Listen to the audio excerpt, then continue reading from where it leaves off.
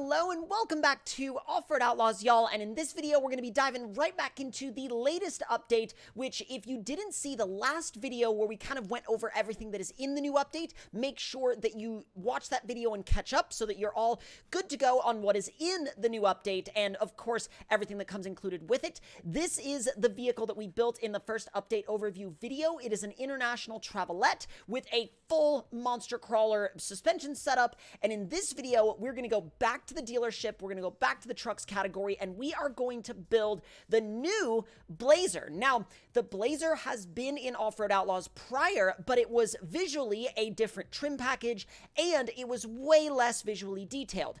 First, I'll go ahead and show y'all what the old Blazer looked like, and then we can jump into the new one.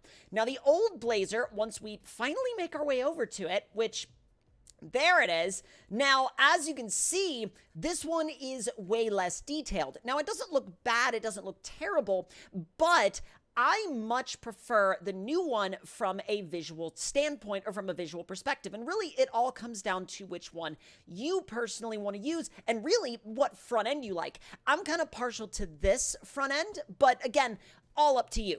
Now, you have three different options now that you can pick from the baseline anyway. You have stock, you have sport, which is kind of a heavy-duty crawler, but also could kind of be used for trail riding / whatever you want. Then you have the monster variant, which can only be bought for cash. Now, this thing does look sick, and I don't know if that's the direction we're going to go with our build, but it does look really, really good. Now, we could start with the sport trim, but I really want to build this thing from scratch. I'm not trying to do an already built vehicle right out of the gate. So let's go ahead and buy the base model. And then now we're going to take this thing through the full range of upgrades. And I mean full, like absolutely 100% of the upgrades that we could possibly do. That's power, grip, weight reduction, everything across the board. Now, I do think we will go ahead and swap it over to diesel. That way we can get as much torque out of it as humanly possible, or at least as possible as... oh my God, I can't talk for some reason today. As much torque as humanly possible within Offroad Outlaws, if I can actually get a proper full sentence out. Okay, so turbo is going all the way up. NOS, we're going to go ahead and throw it on there because we might as well. It's an option. We don't have to use it if we don't want to use it, but again, the option is there. Now, I'm very torn on whether or not I want to do a solid axle pro setup or a monster setup like I have under the International. And I'm thinking that for the Blazer, just to kind of change things up a little bit, I'm definitely, you know what? I'm feeling the Solid Axle Pro. I feel like that's going to be the best route to go for this thing because I've been doing a lot of monster suspension builds lately, and while they are really, really cool, they're not necessarily always the end-all, be-all of suspensions, if you will. So let's go ahead and jump into the Stage 5 axle upgrades, front and back. Don't have to worry about it. And then we will go ahead and do full travel because this is going to be a long travel build. I'm not quite sure what the ride height is going to be yet and whether or not it's going to be like a low center of gravity build or not, but we will kind of figure that out as we go along. Now, little things that I want to get sorted out right off the bat are the axis width, for example. I think I'm going to set this up at about 0.04. 0.04 is a decent like middle ground, and then we can sort of adjust from there. Now, shocks, we're going to go for shock option probably option 2, or rather just shock 2, which is all the way to the side. Or all the way to the right-hand side. I don't always use shock 2. I normally use shock 1 because the reservoirs are bigger, and I just visually like the way they look a little bit more. But I think we're going to run these. We'll run them in 2.0 is a little big. Let's run them in like 1.6, 1.5. That seems a little bit more balanced, a little bit more realistic, a little bit more believable for the size of the rig. So let's see. Now, stiffness, this is where things get a little bit interesting because I want to set this thing up to be very, very flexible. And also, I want it to be something that we can use on some really difficult trails even though it's not necessarily as tall as something like a monster crawler. So we're running about 11.3 in the back and 10.7 in the front. And I think that at least for now, that setup for stiffness should work pretty well. So let's dial in the damping. I think we're going to go right at about 3,000, and we'll base both of them around 3,000. I think I'll do like 3,200 in the back. We will do a drop test. We'll see how it recovers, and then we'll go from there to see if we need to adjust anymore. So let's do a drop test to see how the damping looks and feels. That is so even. Let's try one more time. That is actually extremely even. And while we're here, we'll do a quick flex test. And keep in mind, this is on like, you know, the smallest tires basically. And yeah, I don't think we're going to have any flex issues, at least not anytime soon. So let's go ahead and dial in the gearing now. And I think we're going to run just kind of the typical 3-2, 2-0, 1-5. Y'all know how we usually do our baselines, but I think what we'll do is we'll make this even a little bit shorter because it's going to be so crawler focused. So we'll do 2.2 and then 1.6 and then 1.2 and then 1.0. So I think for this and then for low gear, we're going to dial it back just a little bit. So the whole purpose of a gear setup like that is essentially to be able to keep it in high most of the time so you don't risk any overheating issues or anything like that. And then now, if the game doesn't freeze, we're going to go ahead and throw a perfect setup on it. We pretty much already know what it's going to make, but we're going to run it anyway to find out.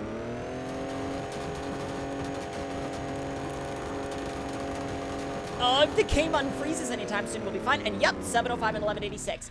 That's kind of what they usually make across the board anyway, but it's not really an issue. We kind of already know, unless it's a special vehicle, like for example, the Mustang or like, you know, the older Mustang or the older, like Chevy, for example, those cars make a lot more, but again, they are kind of a outlier scenario. So let's see, wheel radius now, we're going to bring these up to like a 1.2 and a 1.2. I think just 1.2 across the board will be good for most areas because again, remember how short the wheelbase is on this thing. That's going to be a huge, huge benefiting factor for it. We're going to do a wheel size of 1.1 just because we made the tires a tad bigger, and I think to keep everything symmetrical, we're going to make the wheels just a tiny bit bigger as well. We still have a massive chunky sidewall, and so we're not going to be running into any like super low profile tire issues. And then now we can pretty much get the rest of the customization dialed in. And at this point, it's not really about the setup of the rig. It's just about the visuals of it. So we'll cut to the driving portion. And y'all, if you're following along, you can do the visuals however you would like. And here we are out at Crater Crawl with the finished product. And I've got to say, I'm actually really happy with it. I'm happier with it than I thought I was going to be when I started the project. I went for kind of a polished silver look on the axles and then combined that with the dark red that we see on the body, as well as doing a black chrome on the wheels, followed by a red beadlock ring, again, to match both the body and the painted suspension parts. And I think it's got a good amount of continuity to it, and I think it just flows really well together because they didn't want to get rid of the red and white paint scheme that it came with because honestly, I thought it looked really, really good. But we're not here to look at it. We're here to drive it. So let's go ahead and hop in and see what this thing can do. Now, this is my very first time putting this thing to the test, so we're going to get everything locked and oh my God, it is so quick off the line. Okay, so let's see what you can do. This is so steep. Oop. Easy. It wants to pick the nose up just a little bit, but like, it's also soft enough in terms of the suspension that it doesn't pick it up immediately. It's also got that advantage that the wheelbase is so short that as long as I can get the front axle up on top of something, there's a pretty good chance that I can get the rear axle to follow suit so long as the front bumper doesn't get caught. Now I deleted the main front bumper, but there's still a little bit of a front overhang on there that is a little tricky to work around. So let's back you up real quick. We also don't have any rear steer, so keep that in mind as well as we climb obstacles like this. Let's try to notch this one. Works out. All right, so low range. There you go. So as long as we can pop that front axle up, we'll be okay. I just don't know if we're actually going to be able to pop the front axle up. And oh my God. Okay, so it almost did it. It almost did it. Let me try to get this thing turned around one more time because I think this is possible. I know this is a really, really tough obstacle for like a vehicle that doesn't have insanely tall tires, but it does it. It absolutely gets it done. So now let's see. Let's put it back into high range because unless we have to climb something like that again, I don't think we're going to need low for a minute. I say that, but we're okay. Easy. Just work it around. There you go.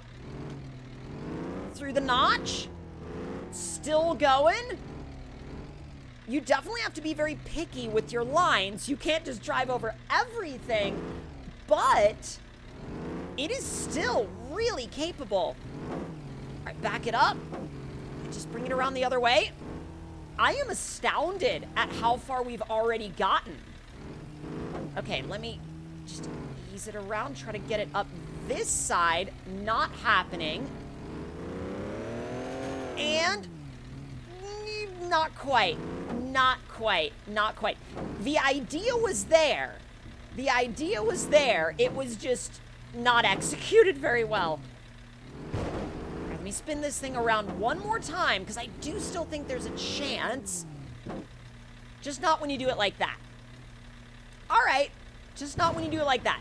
Let's try a different line now because I'm sure we could make it up that one, but I think that it is going to be a really, really long time of trying and then trying again and then trying and then trying again.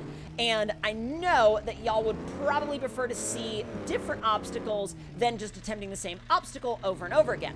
Now, with that in mind, though, let's see if we can do this one. Trying to work out where we can. There we go. Use the momentum. Try low. Oh, it's legitimately caught on the rear. Oh, there it is. That one, it just took really a lot of throttle pedal, and never mind. All right. Hold on then. That's too steep. That's too steep. Okay. Let's try this one more time. Give it some beans.